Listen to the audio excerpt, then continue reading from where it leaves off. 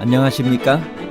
인생의 복잡한 문제들을 말씀으로 단칼에 해결해주는 김종근 목사의 쾌도 남마입니다.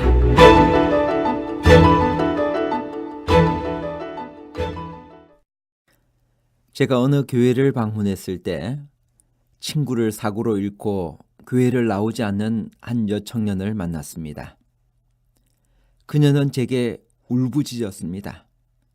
하나님이 살아계시다면 왜 제 친구를 이렇게 빨리 데려가셨나요? 왜 그 사고의 순간에 살려주시지 않았나요? 저는 더 이상 교회 나가지 않을래요. 이런 하나님이라면 전 믿고 싶지 않아요. 어느 날 저와 나이가 같은 사업하시는 한 분이 제게 찾아왔습니다. 목사님, 하나님 뜻대로 살아보려고 열심히 노력하는데 왜 사업이 부도가 나고 빚만 자꾸 늘어나나요? 하나님은 정말 살아계신가요? 사랑의 하나님이라면 왜 나의 고난의 문제를 해결해 주지 않나요? 여러분, 갑자기 지진이 발생해서 집을 잃고 사랑하는 사람을 잃고 지진 공포감으로 지진 트라우마를 경험해 보신 적 있으신가요? 이해할 수 없는 이유로 고난을 경험해 보신 적 있나요? 오랜 질병, 실직, 사랑하는 이의 죽음, 자연재해는 때때로 신앙에 여러 가지 질문을 던집니다. 이런 고난은 사탄이 주는 것일까요? 아니면 하나님께서 주시는 것일까요?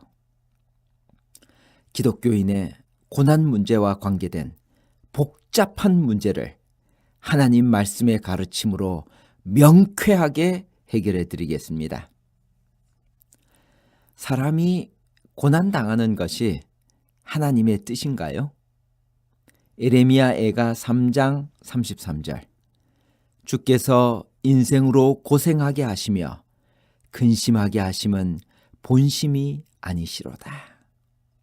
우리가 고난당하는 것은 하나님의 본심이 아닙니다.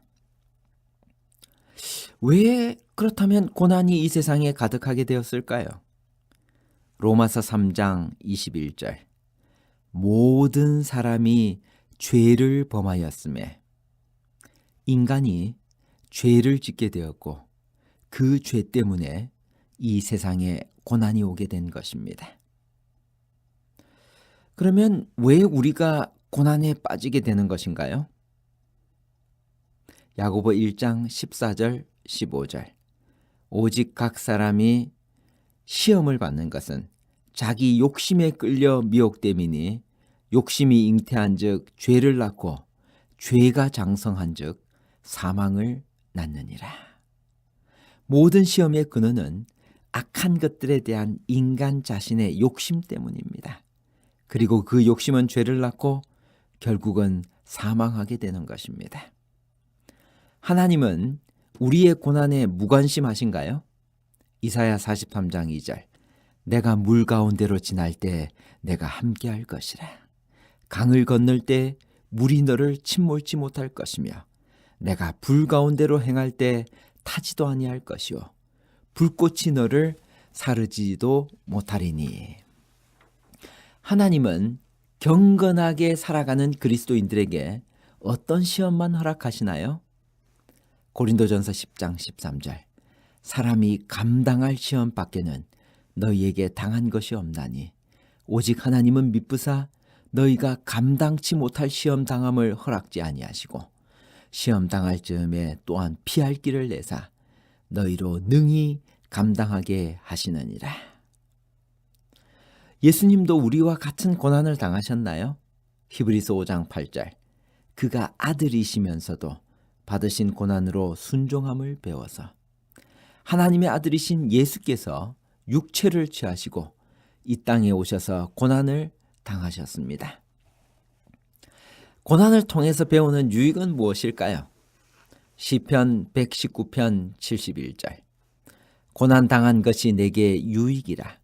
이로 인하여 내가 주의 율례를 배우게 되었나이다.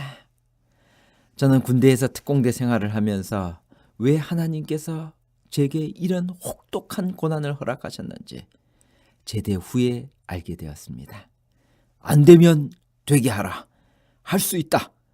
구호를 외치며 천리행군, 낙하산 타기, 해상훈련, 특공무술 등 대한민국 군인들이 하는 모든 훈련을 마치고 저는 육체적으로도 강한 군인, 그리고 정신적으로도 강한 그리스도인으로 성장하게 되었습니다. 하나님을 더 확실하게 믿게 되었고 불가능을 가능케 하시는 하나님을 만나게 되었습니다. SDA 365학원에서 24년간 목회를 하면서 무려 3개의 학원과 교회를 개척하는 개척 목회자가 되었습니다. 하나님께서는 저를 미리 단련시키기 위해서 특공대에 보내신 것입니다. 고난당한 것이 제게 유익이었습니다. 제가 고난을 통해 배운 교훈은 고난은 하나님을 더욱 크게 신뢰하게 하는 매개체라는 사실과 고난을 당하는 자식보다 고난을 허용하는 부모가 훨씬 더 힘들다는 사실을 배웠습니다. 그렇다면 이제 이 고난과 더불어서 하나님의 섭리에 관해서 생각해 보려고 하는데요. 하나님의 섭리란 무엇일까요? 우리 눈앞에서는 하나님의 배려가 전혀 없는 것 같이 보이지만 하나님은 그 일을 미리 준비하시며 성취해 가고 계신다는 뜻입니다. 이것이 곧 섭리입니다. 욥의 고난 속에 나타난 하나님의 섭리는 무엇이었나요? 고난의 끝에는 무엇이 있나요? 욥기 23장 10절. 나의 가는 길을 오직 그가 아시나니 그가 나를 단련하신 후에는 내가 정금같이 나오리라. 하나님께서 우리를 훈련하시고 단련하신 후에는 그 고난의 끝에 우리가 정금같이 나올 것입니다. 욥이 고난을 견딘 후에 받은 축복에 대해서 성경은 뭐라고 이야기하나요? 욥기 42장 10절 그리고 12절에서 13절을 보면 욥이 그 벗들을 위하여 빌매 여호와께서 욥의 곤경을 돌이키시고 욥에게 그 전 소유보다 갑절이나 주신지라. 욥은 고난을 견딘 후 하나님께로부터 2배의 축복을 받았습니다. 양, 약대, 암나기 다 2배로 받았어요. 그런데 자녀들은 아들 7, 딸 3만 주셨습니다. 왜 2배로 주시지 않았을까? 왜냐하면 처음에 주셨던 그 자녀들이 부활해서 하늘에 가면 2배로 될 것이기 때문입니다. 요셉은 고난을 통해 체험한 하나님의 섭리를 어떻게 고백을 했나요? 창세기 45장 7, 8절. 하나님이 큰 구원으로 당신들의 생명을 보존하고 당신들의 후손을 세상에 두시려고 나를 당신들 앞서 보내셨나니 그런즉 나를 이리로 보낸 자는 당신들이 아니요 하나님이시라. 요셉은 고난을 통해 하나님의 섭리를 깨달았고 이렇게 고백했습니다. 나를 이리로 보낸 자는 당신들이 아니요 하나님이시라. 침례 요한의 참수형을 통해 나타난 하나님의 섭리는 무엇인가요? 침례 요한의 운명에 대해서 많은 사람들이 깊은 의구심을 가지고 있습니다. 왜 요한이 감방에서 신음하다가 죽도록 버림을 받아야 했던가 하고 많은 사람이 묻습니다. 우리 인간적인 통찰력으로는 이 어두운 섭리의 신비를 투시할 수 없습니다. 그러나 후년의 감방에서 죽음을 당할 수다한 사람들을 위하여 요한은 순교의 잔을 마셔야만 했습니다.